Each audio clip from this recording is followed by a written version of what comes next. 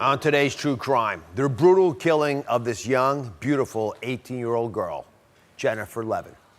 Jennifer was found brutally beaten, bruised, and strangled in Central Park in 1986. Her lifeless body lay just steps away from the famous Metropolitan Museum of Art. This former prep school student, Robert Chambers, was quickly arrested and even admitted to killing Jennifer, he claimed by accident. Jennifer's gruesome death was quickly dubbed the Preppy Murder, while shocking headlines about rough sex and a sex diary began to capture the country.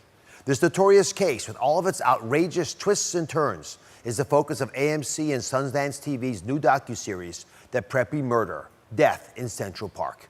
Rosanna Scotto was a young, up-and-coming reporter in 1986 when she was called on to cover the brutal murder in the midst of a media frenzy, the likes of which this country had never seen before. Co-host of Fox 5's Good Day New York, Rosanna Scotto, is joining us. You seem to know all this stuff so well, but I gotta say, I was an intern in New York City, had just come to the city when this case happened. I didn't appreciate how this had gripped the nation until it was already going on. What was it about this crime? Well, first of all, it happened on a hot summer day. And usually at that time, it was kind of slow news days. All of a sudden we hear this beautiful young couple, Upper East Side, Central Park, Ivy League school, kids, murdered. Young, beautiful girl found partially nude in Central Park. And everybody just freaked out. Who are these people? How did this happen? They wanted to know more. What was it about Robert and Jennifer's relationship that caught your attention? Well, I think we wanted to know more about them. We had heard at the time that Robert was in another relationship. And Jennifer really liked Robert. At least that's what the defense played up, that she really liked Robert. She came from a very, very good family. And she was smart, beautiful. Yeah. Robert Chambers, drop-dead gorgeous, over 6 feet tall. But on closer observation, we found out he had a very troubled past. Trouble like fights a lot, argumentative? Fights a lot, robbing from his friends, lots of drugs. He's admitted that he had a drug issue from as long as he could remember. So take us back to that evening. What happened the night that Jennifer was murdered? So they all met at this place called Dorian's Red Hand. It's a bar on the Upper East Side, and they would party and do what kids do. That particular night, we heard that Robert was there, so was Jennifer. She was in a great mood with her girlfriends because she was a week away from going off to college. Yeah. And they were all kind of saying goodbye to one another. And she wanted to be with Robert. That's what we heard. She wanted to be with Robert. Robert, though, had a girlfriend there. He did? He had a girlfriend there, Alex. But there was rumor that there was some kind of a fight between them. She left, and eventually Robert left with Jennifer. And the next thing that we know is that Jennifer was found dead in Central Park. So we know Robert killed Jennifer because he admitted it. He did. But do we really know why? What was his defense? Well, his defense was that she hurt him while they were having rough sex. So he said, basically, it was an accident. She was on top of him. She hurt him. Mm-hmm. She hurt him. And he tried to get her off him, and he pushed her, and she died. Why wouldn't he have called the police, called for help? I don't know why he didn't, because when they did find him a day later, he was not a suspect, but they wanted to talk to him. And when they saw the bruises on his face, they knew they came to the right apartment. Yeah, the bruises and the scratch marks. So he claimed it was rough sex, and he was trying to defend himself. The prosecution said this young woman, fought for her life. Those marks were deep marks, and it wasn't just on his face. There were some markings on his body as well. She fought for her life. The trial caught everyone's attention. The outcome was unsatisfying to many. So what happened was 3 months of testimony. It was a long time, and it was very difficult on Jennifer's family, to sit there, to see the pictures, to hear about their daughter's reputation kind of being sullied and disparaged. They get into the jury room. 9 days of deliberations. We had heard in the reporter's room that there was fighting, major fighting among the jurors. One of them wanted to walk out. The judge in the case, his name was Howard Bell. The jury nicknamed him Ding Dong Bell. Oh, God. Because they felt that he did not have a command on what was going on. And Well, we just interrupt for a second. So a big part of the defense was shaming Jennifer. it was shaming Jennifer. That must have affected everybody, including the jury. It really, it was blame the victim. They were reading from her diary. This is a 17 or 18-year-old girl's diary. I remember my diary. You just say things that, you never expect to be read in a courtroom in front of complete strangers. But yeah, they really dragged her reputation through the mud. So the prosecution was not sure that the family would want to go through another trial. I mean, because this case was almost thrown out. There was almost a hung jury. So they found a compromise, manslaughter. Defense and prosecution agreed on manslaughter, 5 to 15 years. Robert Chambers was carted off to jail. How many of those 5 to 15 did he serve? He served the entire time, Dr. Oz. He probably would have gotten out on good behavior, except there was no good behavior. I think there was 27 infractions during that time. Drugs, fights, assaults with guards. They found a shank on him at one point. He spent 3 years of that time in solitary confinement. So where is Robert Chambers right now? Robert Chambers is in jail again because when he was released after serving all 15 years in jail, he came out and he got caught selling drugs to an undercover cop. Believe it or not, he is serving, I think, 19 years already. Exactly. More for this crime than murder. The earliest he will get out is 2024. Yeah, it says something about the system.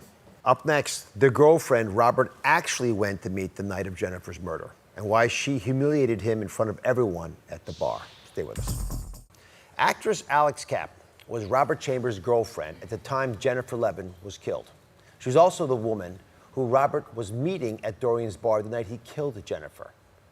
And again, he went to this bar called Dorian's to meet you. Yes. And Robert Chambers doesn't leave with you. What happened? Okay, so I met Robert at a party my junior year in high school. I was just 16, and he was a very charming, very handsome guy who hooked me really early. And I loved this guy. I was 16 years old. Did you have any idea that he had been romantically involved with Jennifer Levin before that? Not until the night she died, no. But I did figure it out that night. So I called him and I said, meet me at Dorian's at 8:30. And that was for us, we would go out at 11 o'clock at night. So that was ridiculous, like an early bird special. So he finally showed up at about 10:30 and he was in a dark mood, never said hello, just walked straight to the bar, was brooding, which he often did. And now I'm really upset. And I finally so I was sitting with a bunch of friends and Jen, whom I'd never met before, came up to me and sort of said hello. And I said hello, and she was with a group of friends, and they were sort of giggling and laughing, and I had a funny feeling like, is there something going on with him and her? I couldn't tell you for sure, but it just felt, girls know these things, and it just felt funny. So I walked up to the bar, and I said, were you ever going to talk to me? And he said, I'm having a horrible night. My brother died tonight. He committed suicide. And I looked at him, and I was like, you're an only child. Like, what are you talking about? Really? He said that? Really, swear to God. And I was like, you don't have a brother? And he's like, not my real brother. And this is exactly how he talked.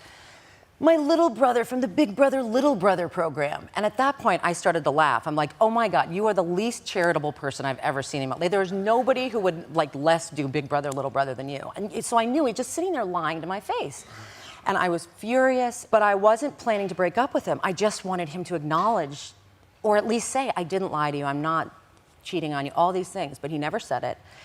And I didn't get a response. And I was so upset that I just thought, I'm leaving. I'm just going to leave. So when did you find out that Jennifer Levin, who you had just met, had been murdered and that Robert was accused of it? So I did stay with my friends that night. As soon as I got back, I was filled with remorse. So I called him and I left a message on his answering machine and I said, I'm sorry, I didn't mean to freak out at you. Can you just meet me outside my apartment tomorrow on my stoop? He didn't show up and I went upstairs to my apartment and I burst into tears. And a few hours later, the girl I was staying with called me and she said, you need to come over right now. And I said, I don't want to come over, I don't want to go out, I'm upset, I don't want to do anything. And she said, no, you need to come over right now. So I took a cab over to her apartment and she was waiting on the street in pajamas. Just, we were kids. And she had a newspaper in her hand. And she said, that girl we met last night. I said, which one? She said, Jen, the girl that came up to you and talked to you. And I said, oh, what about her? And she said, she's dead. Oh. And I said, what do you mean she's dead? We just saw her like 12 hours. She's not dead, we just saw her. And I sort of, like everything started, and she said, they think Robert did it. And I'm telling you, I don't think I've ever fainted or passed out in my life except that one time. I don't know I mean, maybe I didn't faint, but I don't. Everything went blank after that. You saw Robert again after he was accused of murdering her. What happened? So he was arrested and indicted for murder. I wish I could tell you that it was logical, that I still believed that it was an accident, but I wanted so badly to believe that it was an accident that I think we all believed it. And nobody quite knew what the truth was. We weren't there. So he started writing me letters from Rikers Island.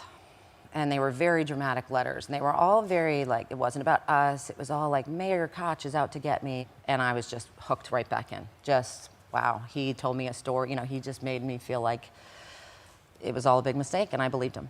So I went up to see him in his apartment after he got out on bail without telling anybody.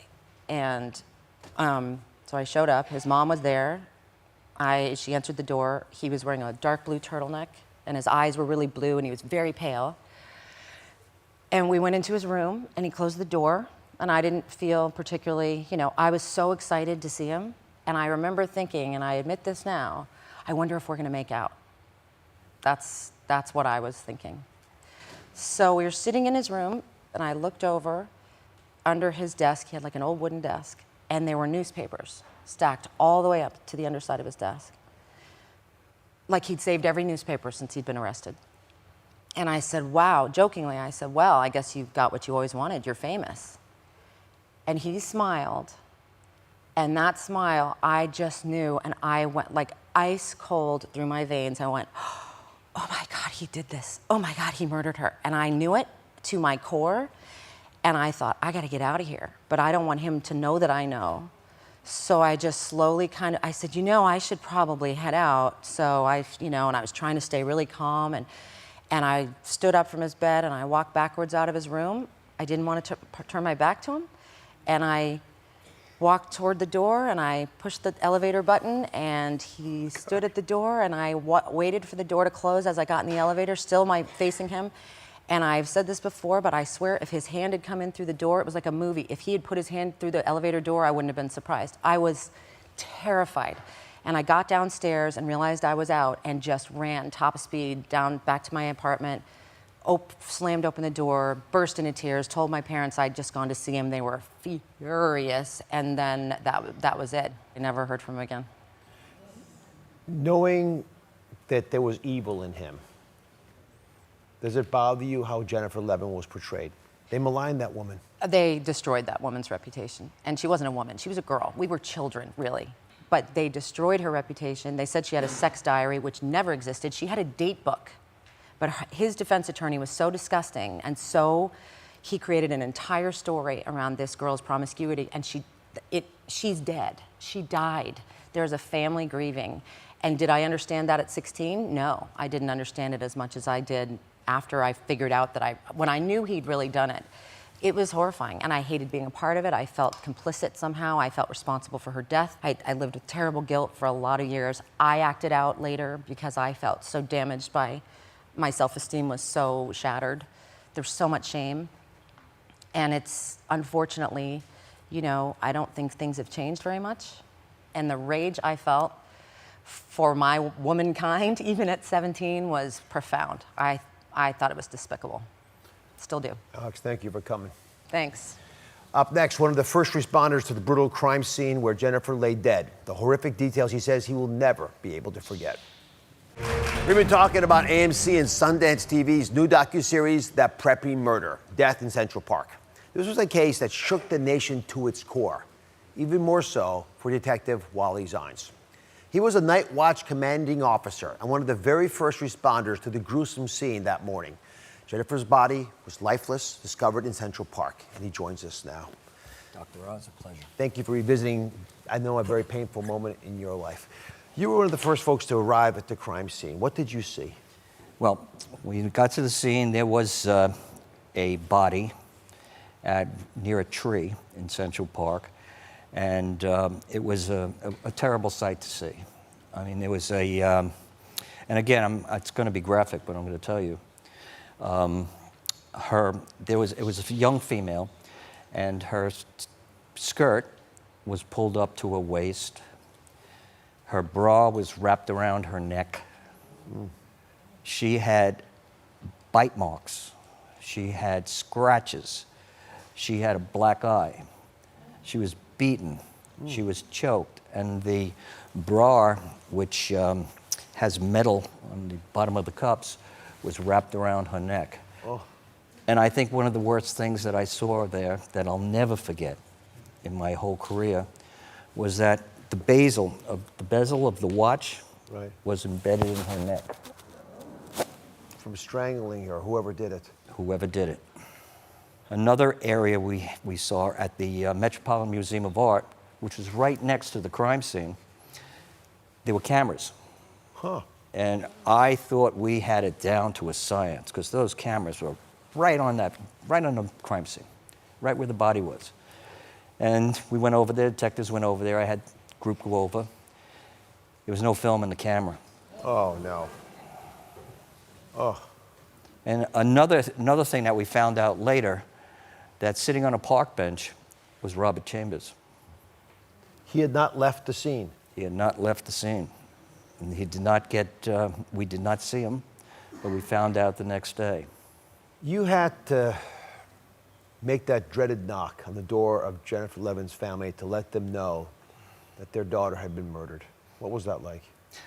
It was, one thing in the New York City Police Department, my 30 years, we have a policy whenever we have to make notifications, we always make them face-to-face. We went downtown, we got to the house, and we announced ourselves to Mr. Levin, and we told him what happened, and he just collapsed. It was such a tragedy. I mean, any parent losing a child is a tragedy.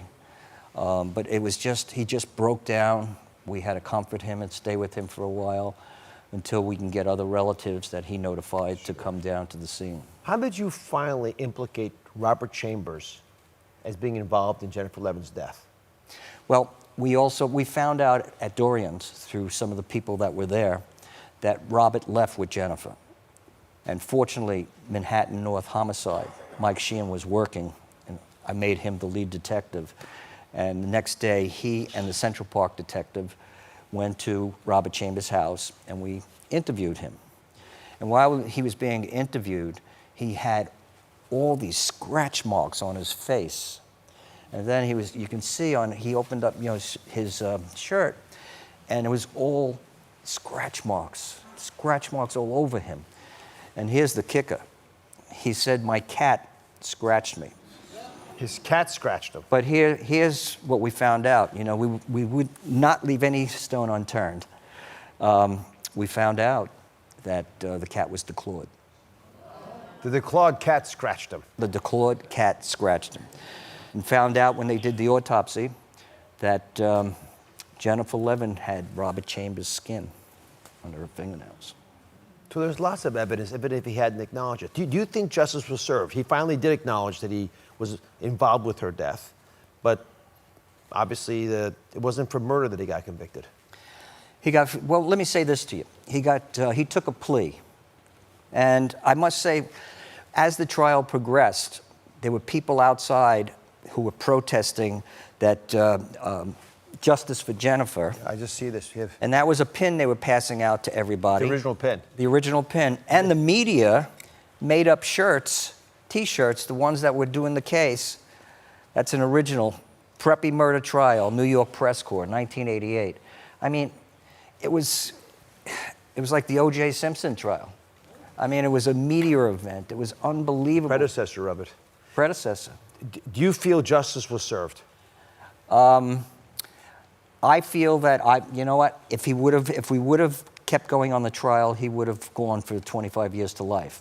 But the family going through so much, when Linda Fairstein asked them, we have a chance to take a plea 15 years, they wanted it to end. They were suffering, the family. They wanted that trial to end. And by the way, Robert Chambers is a dirtbag. And, you know, everything that we had on him, we sent down to the Behavioral Science Division in the FBI, where they do profiling. And Robert Chambers came into that area of a serial killer. He was a callous individual. Do you think he's learned anything from being in jail all these years? Anything from the experience of the trial?